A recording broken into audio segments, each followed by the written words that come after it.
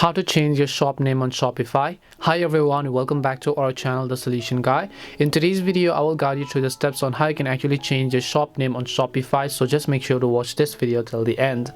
So if you would like to change the shop name on Shopify, first of all, you just need to open the Shopify website and then log into your dashboard, right?